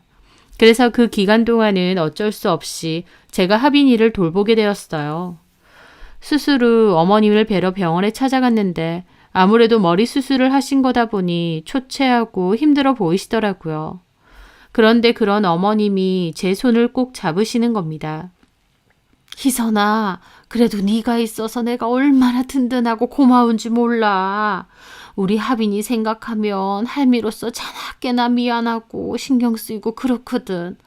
근데 우리 희선이가 나 대신 하빈이를 잘 돌봐주고 하빈이도 희선이를 잘 따르니까 나는 너무 고마운 거지. 그러시더라고요. 그러면서 다시 한번 얘기를 하시는 겁니다. 하빈이를 저희가 키우라는 이야기요. 저번에 내가 얘기한 거 어떻게 안 되겠니? 내가 이렇게 수술까지 받고 나니 더 간절한 마음이 든다. 어머님, 그건 제가 아닌 것 같다고 말씀드렸잖아요.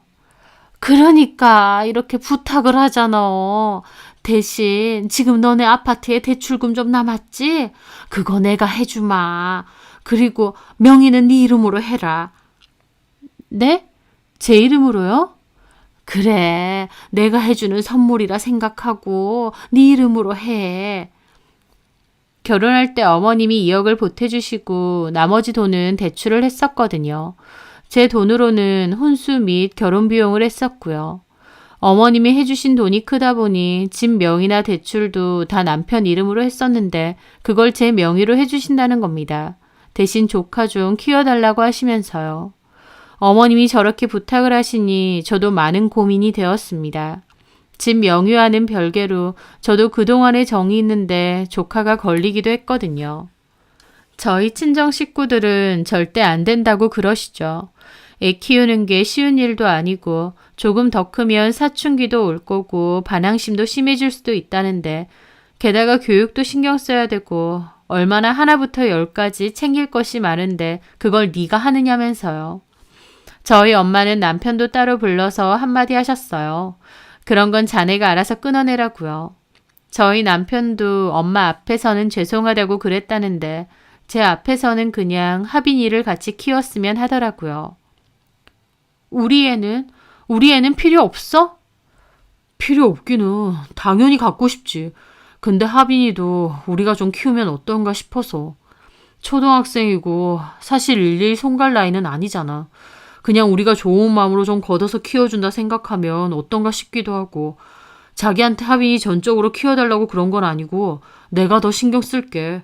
엄마도 지금처럼 하빈이 챙긴다고 했어.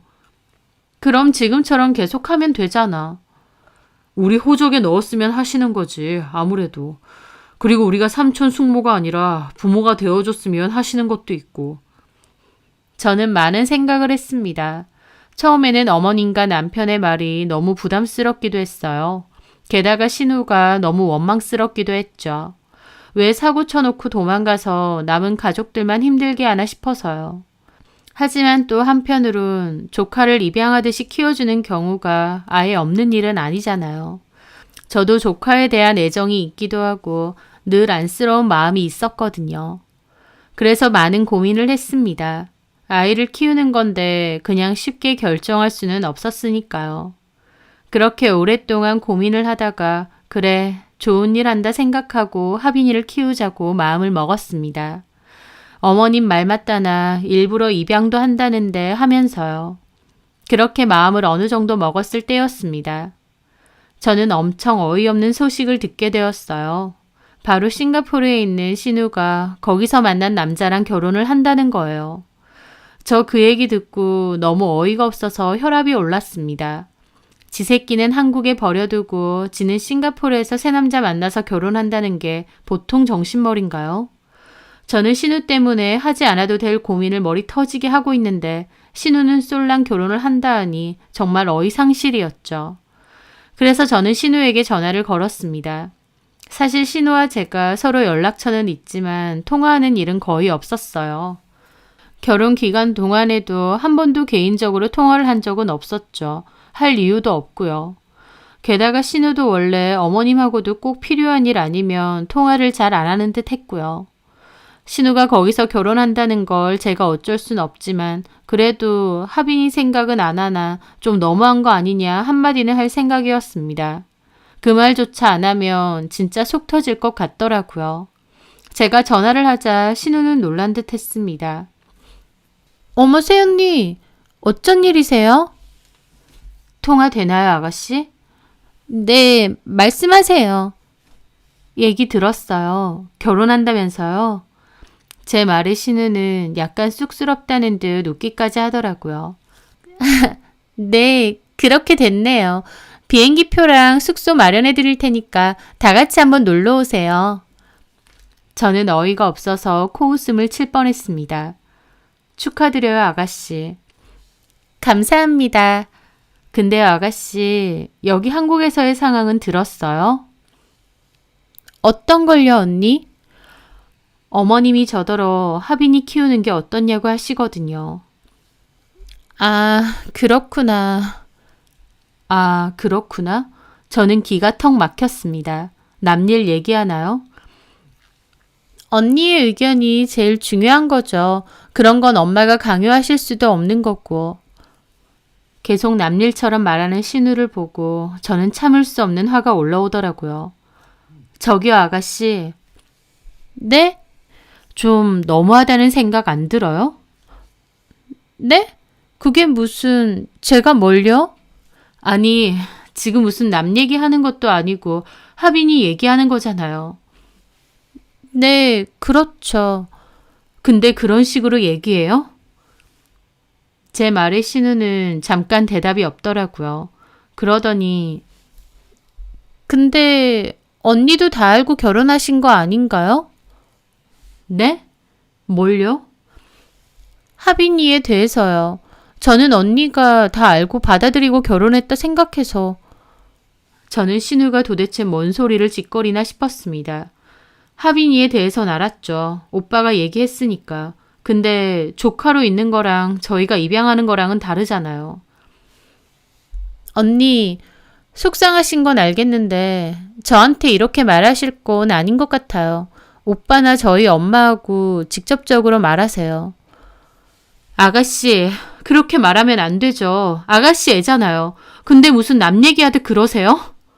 저도 화가 나서 소리를 빽 질렀습니다. 그런데 신우가 잠시 대답이 없는 겁니다. 그러더니 지금 무슨 말 하시는 거예요? 제 애라고요? 누가요? 저 역시도 신우가 뭔 소리를 하나 싶었죠. 하빈이 말이에요. 잠깐만요, 언니. 지금 하빈이가 제 애라고 하셨어요? 네. 누가 그래요? 엄마가 그렇게 말했어요? 아니면 오빠가? 신우는 떨리는 목소리로 말하더라고요. 저는 그때부터 뭔가가 이상하다는 생각이 들었습니다. 하빈이 아가씨에 맞잖아요. 나 진짜 기가 막혀. 제 애라고 했다고요? 엄마랑 오빠가? 네. 신우는 기가 막히다는 듯 같은 말을 계속 물어보는 겁니다. 믿을 수 없다는 듯이요. 진짜 너무들 하네. 어떻게 그렇게 말을 하지? 와, 진짜. 왜 그래요? 하빈이 아가씨 애가 아니에요? 언니, 저 애 낳은 적 없거든요? 어떻게 가족이란 인간들이 그런 말도 안 되는 소리를 하고 속일 수가 있어요? 나 외국 가서 산다고 나한테 덤탱이 씌운 거야, 뭐야? 덤탱이라뇨. 그럼 하빈이 애가 누구 앤데요? 오빠 애죠. 누구 애겠어요? 저 그 말에 너무 놀라 폰을 떨어뜨릴 뻔했습니다. 네? 오빠 애라고요? 진짜 끝까지 너무하네. 엄마나 오빠나 미쳤어 정말. 내가 원래도 정 떨어져서 집하고 인연 끊으려고 해외까지 왔는데 끝까지 나를 이용해 먹었네. 와, 진짜 지긋지긋하다. 신우도 펄쩍 뛰며 난리를 치더라고요. 저는 이게 뭔 소린가 싶었습니다. 잠깐만요, 아가씨. 내가 알아듣게 설명 좀 해봐요. 하빈이가 저희 남편 애라고요? 네, 8, 9년 전인가 어떤 여자가 갑자기 애 데리고 저희 집에 왔어요. 이 집 애니까 키우라고요. 알고 보니 오빠 지방 근무할 때 잠깐 만났던 여자래요. 오빠랑 헤어졌는데 그 여자는 임신한 걸 너무 늦게 알고 결국 애 낳았고 그렇게 낳은 애를 못 키운다고 저희 집에 데려다 주고 가버린 거죠. 그게 하빈이에요. 저는 언니가 그 모든 사실을 알고도 오빠를 다 품어준 줄 알았어요. 그래서 하빈이랑도 잘 만나고 잘 지내는 줄 알았다고요. 근데 엄마는 오빠가 제 애였다고 언니한테 말을 한 거였어요? 이게 말이 돼요? 세상 어느 엄마가 처녀인 딸이 미혼모고 과거에 애 낳았다고 있지도 않은 사실로 다른 사람을 속이냐고요. 결국 오빠 결혼시키려고 저 희생시킨 거잖아요. 신우는 울분에 찬 목소리로 그렇게 말을 하더니 엄마한테 따질 거라고 전화를 끊더라고요. 저는 전화 끊고도 한참을 멍하게 있었습니다. 하빈이가 사실은 신우애가 아니고 남편의 애였다니, 그걸 감쪽같이 여태까지 속였다니, 머리가 터질 듯이 혼란스러웠습니다. 그 모든 것을 처음부터 다 속이고 이제는 은근슬쩍 나더러 애를 키우라고까지 한 것이죠. 남편이 어머님과 같이 저를 설득한 것도 이해가 됐습니다. 본인 애니까요. 은근슬쩍 입양시켜서 저랑 같이 키우고 싶었던 거였죠. 어떻게 처음부터 이런 거짓말을 감쪽같이 할 수 있나, 어떻게 작정하고 속일 수 있나, 남편이고 어머님이고 너무 무섭더라고요. 저는 터질 듯한 머리를 붙잡고 한참을 그러고 있는데 신우랑 통화를 한 건지 어머님이 전화가 왔습니다. 저기 희선아, 어머님 아가씨랑 통화하셨어요? 그게 어머님 진짜 미치신 건가요? 어떻게 이런 일을 저한테 속이실 수가 있어요? 아휴, 그게 상우가 네가 너무 좋다는데 애 있는 거 알면 어떤 여자가 좋다고 하겠어. 그래서 내가 거짓말 하라고 시켰다. 상우는 솔직하게 말한다고 했는데 내가 거짓말 하라고 했어. 다 내 잘못이야.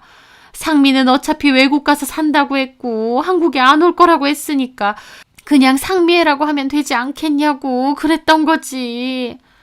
어머님, 이거 사기예요, 사기. 예, 무슨 사기야. 그런 무서운 소리 마라. 어머님하고 어머님 아들이 제일 무서워요. 설령 어머님이 그렇게 시켰다고 해도 남편은 저한테 거짓말하면 안 되는 거 아닌가요? 그렇지, 그렇기는 한데 진짜 미친 것 같아요. 어머님도 그 사람도 저한테 말도 안 되는 짓 하신 거고 또 아가씨는 뭔 잘못이에요? 애 낳은 적도 없는 사람한테 혼전 임신이니 미혼모니 해서 그런 말까지 지어내고 어머니, 아가씨가 친딸은 맞아요? 어떻게 그런 말을 하세요?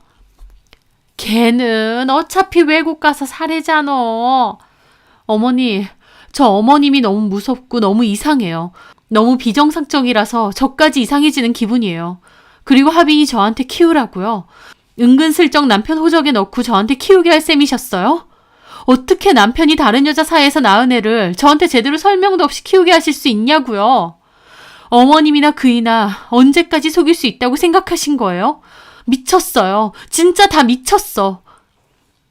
저는 그렇게 전화를 끊었습니다. 저는 그 집에 있는 것도 소름 끼쳐서 캐리어에 짐을 쌌습니다.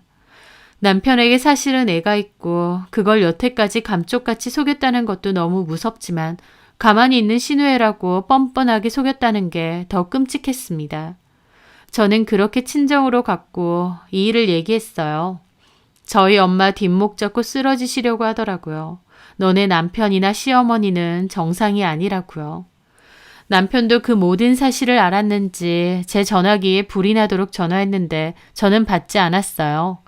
그러다가 한 번은 저희 아빠가 받아서 쌍욕을 했습니다. 사고 쳐서 낳은 애를 속인 것도 모자라서 은근슬쩍 내 딸이 키우게끔 하려고 했느냐고. 니네 모자는 제정신이 아니라고요. 남편은 죄송합니다만 연발하면서 변명을 이러쿵 저러쿵 하던데 뭔 소리를 하든 더 이상 그 사람의 말은 콩으로 매주를 쓴데도 못 믿겠더라고요. 저는 긴 말할 것도 없고 바로 끝낸다고 했습니다. 남편과 어머님이 잘못했다고 빌었지만 저는 이런 말도 안 되는 짓을 벌이는 사람들과 계속 가족으로 남아있고 싶지도 않다고 했죠. 저는 너무 억울했기에 변호사 상담을 받고 혼인 취소 소송을 걸기로 했습니다. 남편과 어머님이 작정하고 저를 기만한 것이기에 손해배상도 청구하기로 했죠. 혼인 취소는 이혼보다도 훨씬 까다롭다고 들었지만 남편과 어머님이 저를 속인 것이 명백하고 그 과정에서 신우도 제 편을 들어 증언을 해준다고 했습니다. 그 과정에서 신우와도 많은 대화를 나눴는데 신우도 자기 가족이지만 억하심정이 많았어요. 저는 몰랐는데 어머님이 아들에 대한 편애가 정말 심하신 편이었대요. 뭐든지 아들 위주였고 그런 걸로 신우도 상당히 상처가 많았다고 했습니다. 심지어 엄마가 신우에게 오빠는 새 출발해야 되니 네가 하빈이를 키우면 안 되느냐는 말까지 했다고 합니다. 그 말에 신우도 오만정이 떨어져서 해외로 가든 어디로 가든 가족들과 인연 끊겠다고 결심을 했대요. 그래서 결국 해외로 취업을 가게 된 거고요.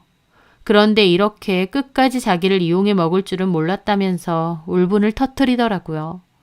신우는 결혼 준비 중인데 결혼식에도 자기 가족은 절대 안 부를 거라고 했습니다.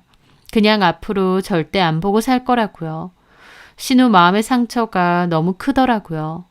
저도 충격이 크지만 그래도 이렇게 끝나면 남남인데 신우는 가족들한테 그런 짓을 당했으니 그 배신감과 상처가 훨씬 더 큰 것 같았습니다. 신우와의 통화 전까지 당연히 하빈이가 신우의 아이인 줄 알았고 그래서 신우가 괘씸하게 느껴지기도 했는데 사실은 어머님과 전 남편이 작정하고 벌인 일이고 신우도 피해자라는 것을 알게 되니 안타깝더라고요. 하여튼 저는 그렇게 소송을 진행했고 시간은 꽤나 걸렸지만 결국 법원으로부터 혼인 취소 인정을 받을 수 있게 되었습니다. 그 과정에서 회사에서도 소문이 나서 남편은 도망치듯 회사를 그만두기도 했죠. 저는 이런 놀라운 일을 겪은 탓에 한동안 회사에서 사람들의 호기심에 시달려야 했습니다. 사람들은 저를 툭하면 찾아와서 위로한답시고 무슨 그런 미친 인간들이 다 있냐며 대신 욕해주고 그러더라고요. 그냥 휴직을 할까 싶을 정도로 스트레스도 받았지만 그래도 그냥 꿋꿋이 버티고 나니 시간이 지나고 나선 잠잠해졌습니다. 사기칠 게 따로 있지 어떻게 있는 애를 속이며 그걸 동생이 낳은 애라고 할 수 있는 건지. 그 순진하고 착해 보이는 외모 뒤에 가려진 전 남편의 본심이 너무 끔찍하게 느껴지네요. 이렇게라도 결국 끝나고 그 인간들과 종지부를 찍게 되어서 그나마 다행이라고 생각하고 있습니다. 이 일로 크게 되어서 결혼 생각은 없지만 행여나 살다가 남자를 만나게 된다면 숨겨진 애는 없는지 그것부터 보게 될 것 같네요. 제 사연 들어주셔서 감사합니다.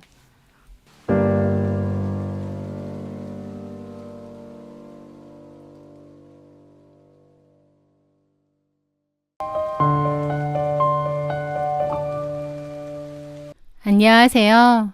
저는 지옥 같던 결혼 생활을 제 손으로 끝내고 지금은 사랑스러운 딸아이와 함께 제2의 인생을 살고 있는 여자입니다. 솔직히 한때는 제 인생에 다시는 봄날은 오지 않을 거라고 생각했어요. 이 시궁창 같은 현실에서 허우적거리다 결국 이렇게 늙어 죽는구나 그런 절망뿐이었죠. 그런데 모든 걸 내려놓고 싶었던 바로 그 순간 제 안에 숨어있던 작은 불씨가 다시 타오르기 시작했습니다. 제가 어떻게 그 오랜 인내의 끝에서 모든 것을 되돌려주고 제 삶의 주인이 되었는지 그 통쾌한 이야기를 들려드리겠습니다. 제 어린 시절은 상처투성이었습니다. 아버지는 매일 술에 취해 엄마와 저를 때렸고 집안은 단 하루도 조용할 날이 없었죠. 저는 그 지긋지긋한 집에서 벗어날 수만 있다면 뭐든 할 수 있다고 생각했습니다. 그 아버지가 먼저 돌아가셨고 몇 년 뒤 어머니까지 돌아가셨어요. 그러면서 저는 혼자가 되었죠. 외롭고 너무 힘들었을 때 지금의 전 남편을 만났습니다. 그는 폭력적인 아버지와는 정반대의 사람이었어요.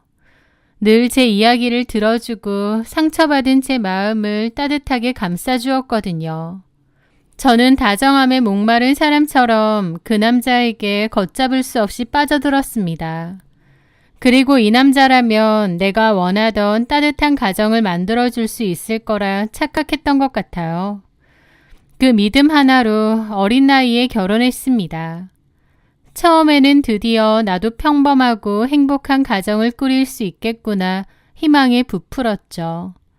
하지만 제가 도망쳐 나온 저희 집이 작은 지옥이었다면 제가 스스로 걸어 들어간 곳은 더 크고 교묘한 지옥이었습니다. 결혼과 동시에 남편은 가면을 벗었습니다. 연애할 땐 그렇게 다정하던 남자가 결혼하니 세상 게으르고 자기 중심적인 본색을 바로 드러냈죠. 퇴근만 하면 옷과 양말은 아무데나 던져놓고 밥그릇 하나 싱크대에 가져다 놓는 법이 없었거든요. 제가 좀 시키기라도 하면 피곤한데 원래 이런 건 여자가 하는 거 아니야? 우리 엄마는 아빠한테 한 번도 이런 걸로 잔소리한 적 없는데 너는 왜 그래? 네, 남편과의 모든 대화의 시작과 끝은 우리 엄마였습니다. 그는 철저한 마마보이였고 시어머니는 아들을 우쭈쭈 떠받드는 사람이었거든요. 우리 아들은 어릴 때부터 머리가 비상했어. 크게 될 인물이니 와이프가 옆에서 내조해주고 잘 받쳐줘야 된다. 사실 남편은 그리 대단하거나 특별한 사람도 아니었어요. 하지만 어머님은 무조건 내 아들이 최고다, 내 아들은 특별하다라고 생각하셨죠. 어머님의 맹목적인 칭찬은 남편을 더욱 교만하게 만들었고 남편은 조금만 기분이 상해도 엄마에게 달려가 제 흉을 보기까지 했습니다. 한 번은 제가 남편의 태도를 견디다 못해 뭐라고 한 적이 있었죠. 아니나 다를까 그 길로 어머님께 전화가 걸려왔습니다. 너 남편한테 그렇게 하는 버릇 어디서 배웠어? 집안 분위기가 그 모양이라서 그런지 아주 엉망이네. 부모도 없어서 어디 배우지도 못한 것 같고 다 내가 가르쳐야겠다. 전화를 끊고 서글퍼하는 제게 남편이 다가와 말했습니다. 우리 엄마가 너 걱정돼서 그러시는 거잖아. 당신 제대로 된 집안 환경에서 안 커서 그런지 사랑받는 법도 모르고 아내의 역할이 뭔지도 잘 모르는 것 같아. 사실 정상적인 가정에선 여자가 어떻게 해야 하는지 보고 배워야 되는데 자기 집안 환경이 그게 아니었잖아. 나는 그런 거 다 이해하는데 남들이 보면 욕해. 그러니까 우리 엄마가 가르쳐주는 거, 알려주는 거 다 잘 배워놔. 어디 가서 배우겠냐? 그런 시기였습니다. 그들은 제 불행한 과거를 무기 삼아 저를 부족하고 결핍 있는 사람으로 만들었고 자신들의 행동을 가르침으로 포장했어요. 처음엔 너무 기막히고 서러웠는데 일종의 가스라이팅이었는지 나중에는 저도 제가 그런 사람이구나 싶더라고요. 폭언과 막말에 익숙해지게 된 거죠. 저는 이런 모욕을 듣고도 모른 채 해야 했습니다. 돌아갈 곳이 없다는 제 처지가 발목을 잡는 족쇄가 되었던 거죠. 지금 생각해도 참 비참하고 힘들었던 것 같아요. 속에서는 우울과 화가 계속 쌓여갔고요.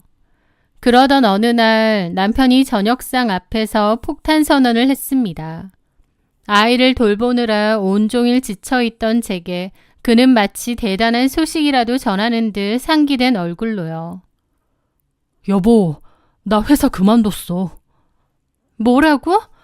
나랑 상의 한마디도 없이? 당신 무슨 짓이야? 모르면 잠자코 있어. 다 계획이 있으니까. 당신은 맨날 그렇게 부정적이야. 요즘 주식으로 돈 버는 사람 많다고.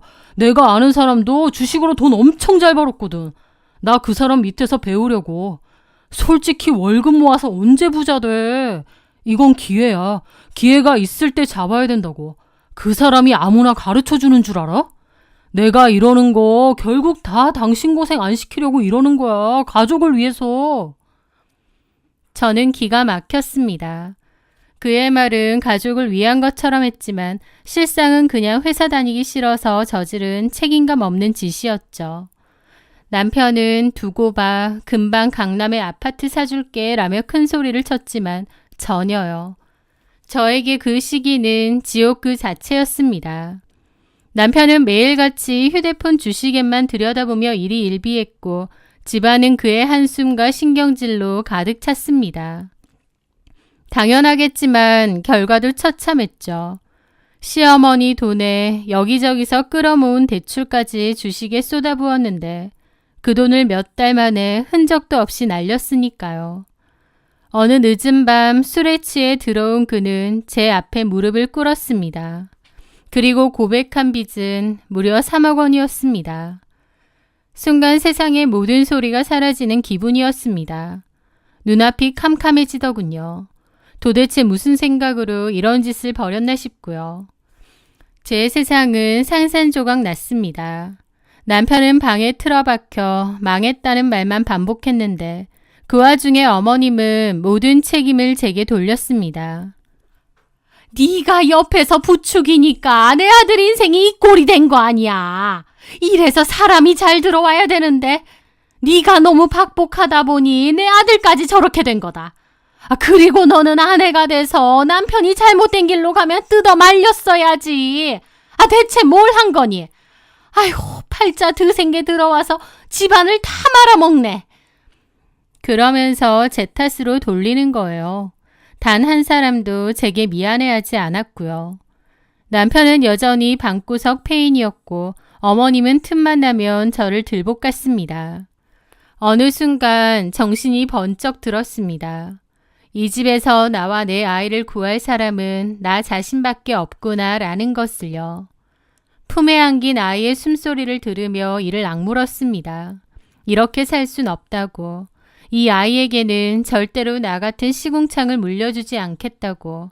반드시 내 손으로 일으켜 세우겠다고요. 그날 이후 저는 독하게 마음먹었습니다. 대학 시절 배운 웹디자인을 미천 삼아 쇼핑몰을 시작했죠. 아이를 둘러업고 동대문 시장을 돌아다니며 발품을 팔았습니다. 그리고 집에 오면 아이를 재운 뒤 거실 구석에 조명을 세우고 새벽 4시까지 상품 사진을 찍고 꾸벅꾸벅 졸면서 상세 페이지를 만들었습니다. 집안일, 육아와 병행해야 했기에 하루 서너 시간 쪽잠을 자는 게 전부였지만 멈출 수 없었습니다.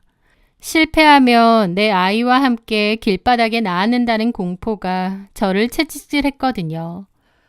간절함이 하늘에 닿았던 걸까요? 아이를 키우면서도 편하고 예쁘게 입고 싶은 엄마들의 마음을 정확히 꿰뚫은 코디가 입소문을 타기 시작했습니다. 주문이 하나둘 늘어나고 통장에 처음으로 수익이 찍혔을 때 저는 휴대폰 화면을 붙잡고 소리도 내지 못한 채 한참을 울었습니다. 그건 단순한 돈이 아니었습니다.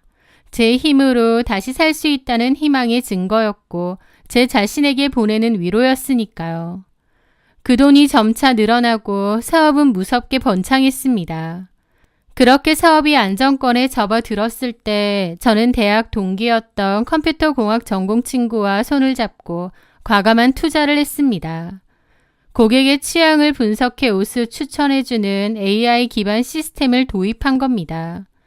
이 서비스는 업계 최초였고 저희 쇼핑몰은 순식간에 선두주자로 떠올랐습니다.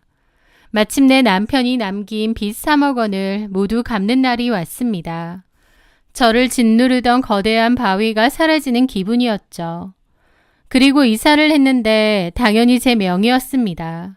상황이 바뀌자 남편과 어머님은 가면을 바꿨었습니다. 처음에는 입이 닳도록 저를 칭찬하더군요. 어머님은 친구들에게 우리 며느리 덕에 어깨 펴고 산다 며 자랑했지만 그 끝은 늘 다 내 아들이 여자를 잘 들인 복이고 우리가 오갈 데 없는 너를 받아준 덕분이지 라는 말로 끝났습니다. 그러면서 너 우리한테 잘해야 돼. 솔직히 어느 집에서 너 같은 조건을 며느리로 맞이하고 싶어 하니?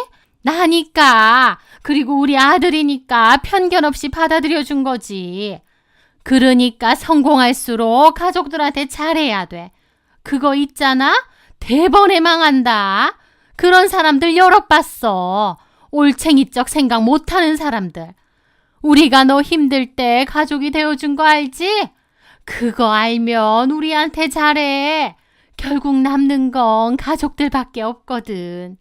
그런 식으로 저를 계속 가스라이팅 했죠. 게다가 남편도 겉으로는 저를 치켜 세웠지만 그 눈빛에서는 저를 이용해 먹으려는 계산이 있었습니다. 자기 진짜 대단하고 멋지다. 나는 자기가 이렇게 해낼 줄 알았어. 근데 우리 엄마 말처럼 알지? 자기가 이렇게 성공할 수 있었던 데는 우리 도움이 있었던 거. 내가 살아보니까 결국 가족이 제일 중요해. 잘 먹고 잘 살려는 게 결국 뭐야?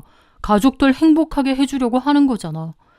나도 비록 빚만 남긴 했지만 가족들 전부 다 잘 살아보려고 노력하다가 그렇게 된 거 알지? 우리가 자기의 진짜 버팀목인 거야. 그걸 꼭 명심해야 돼. 라고 했죠. 어머님과 남편의 저런 말들을 신물이 나게 들으면서 제 마음으로도 그래, 돈도 많이 생겼으니 가족들한테 잘하자. 미우나 고우나 결국 내 가족들 아니냐 생각했죠. 그런데 갈수록 그러한 것들은 당연한 요구로 바뀌었습니다. 영숙이 엄마는 아들이 신상백 사줬다는데 나는 언제쯤 며느리 덕 좀 보려나. 나도 사장 남편인데 이 정도 시계는 차줘야 체면이 살지 않겠어? 그러면서 노골적으로 저에게 요구하는 것이 늘어났고 심지어 어머님 사는 집 전세금까지 제가 해주었습니다. 고마운 게 아니라 당연한 건 줄 알더라고요. 그 후에도 남편에게는 가장의 체면을 세워줄 고급차를 사주었고 어머님에게는 명품관 VIP가 될 수 있는 카드를 쥐어주었습니다. 하지만 그들의 욕심은 끝이 없었습니다. 용돈은 매달 정해진 날짜에 입금해야 하는 월급이 되었고 금액이 조금이라도 줄면 사업이 어렵냐며 비아냥거렸습니다. 저는 잠자는 시간을 쪼개가며 필사적으로 일했지만 제가 번 돈은 그들의 사치를 위한 땔감이 될 뿐이었습니다. 그 집에서 저는 더 이상 아내이자 며느리가 아니었습니다. 말 잘 듣고 돈 잘 버는 현금 인출기일 뿐이었죠. 저는 그들에게 가족이 아니라 그들의 허영심을 채워줄 수단일 뿐이라는 생각이 갈수록 들었습니다. 그 오랜 기간 저를 덮고 있던 가스라이팅에서 조금씩 벗어나고 있었던 거죠. 그러다 마지막 인내심이 무너지는 순간이 찾아왔습니다. 결혼 생활 10년, 명절의 시작은 언제나 시댁이었습니다. 남편은 그게 당연한 순서라고 했고 저는 군소리 없이 따랐죠. 그래서 돌아가신 엄마 산소는 늘 뒷전이었습니다. 장모님은 돌아가셨잖아. 산 사람은 챙겨야지. 그래 맞다. 죽은 사람보다 살아있는 시부모부터 챙기는 게 도리 아니냐? 예전에는 싸우기 싫어 넘어갔지만 어느 순간 더 이상 참고 싶지 않아지더라고요.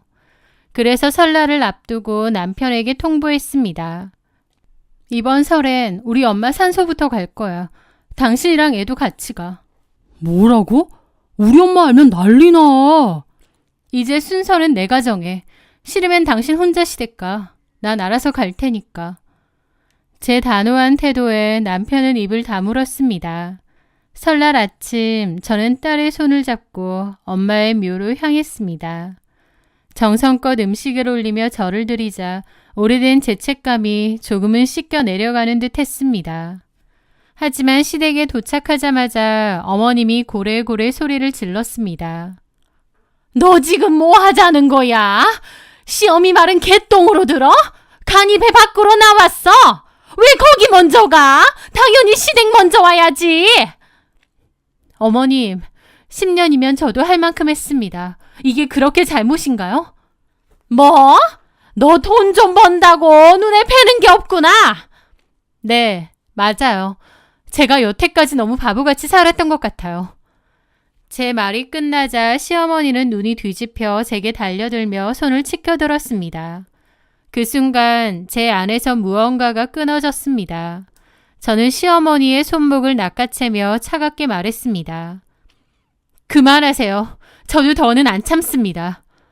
저는 시어머니의 팔을 밀었고 바닥으로 나가 떨어진 시어머니를 남편이 부축했습니다. 무슨 짓이냐고 소리를 지르면서요.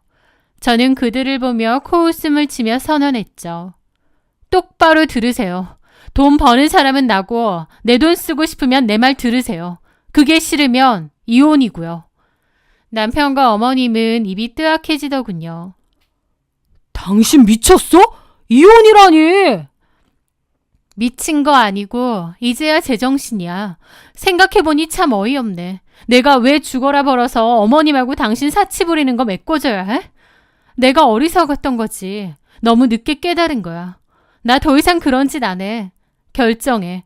앞으로 내가 모든 의사결정할 거고 내 얘기 듣고 잠자코 지내면 이혼까진 안 해. 근데 그게 아니라면 바로 이혼이야. 저는 남편을 노려보며 말했습니다. 제가 아주 미쳤나 보다. 와, 진짜 돈 좀 번다고 사람을 이런 식으로 무시해? 더럽고 치사해서 정말. 야! 네가 벌면 얼마나 벌었고 우리한테 뭐 얼마나 해줬다고. 라는데 어처구니가 없어서 웃음이 막 나더라고요. 제가 여기서 뭐 얼마나 더 해줘야 되는데요? 그렇게 생각하셨어요? 팔자에도 없는 온갖 사치 다 누리게 해줬는데 그렇게 생각하신 거죠? 좋습니다. 그러면 아쉬운 거 없겠네요. 물론 저도 마찬가지고요. 이혼하고 남남하면 되겠어요. 뭐야? 여보! 기생충 같은 당신들과 더는 엮이고 싶지 않네요.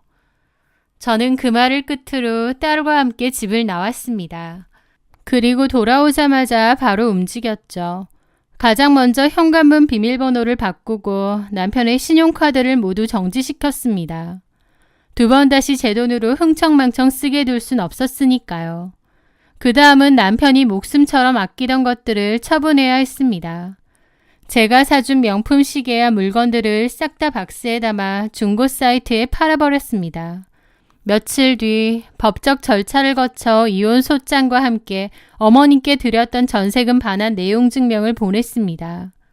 일주일 안에 집을 비우고 돈을 갚지 않으면 강제 집행하겠다고요.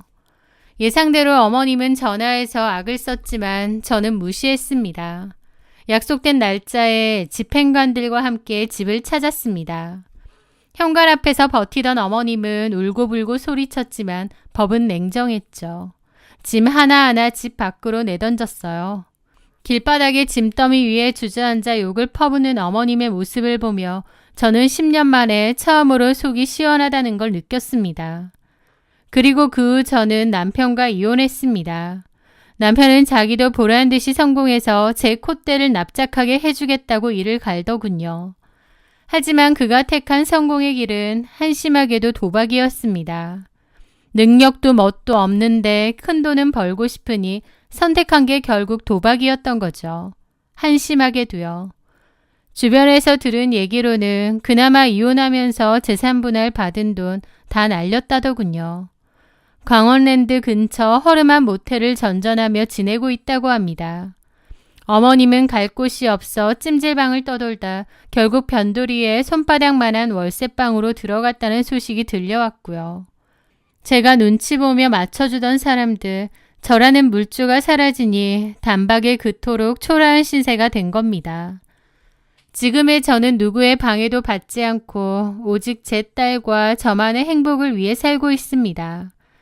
아침이면 딸을 꼭 안아주며 사랑한다고 말해주는데 그때마다 진짜 가족은 이렇게 서로를 위해주고 사랑해주는 사이구나 새삼 깨닫습니다.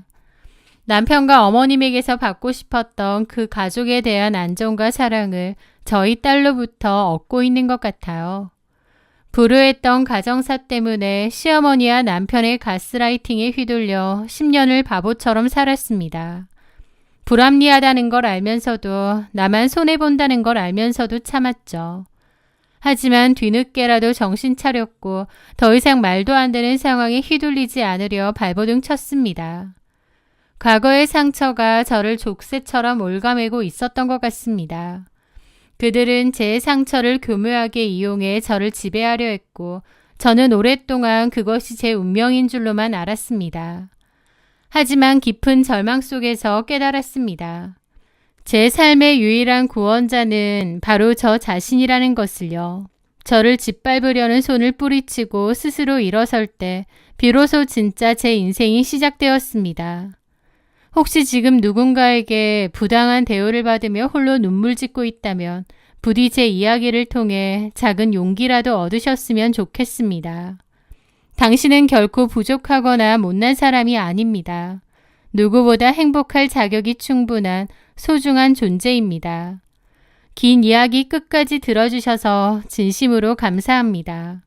앞으로는 제 딸과 함께 웃을 일만 만들며 보란 듯이 잘 살겠습니다.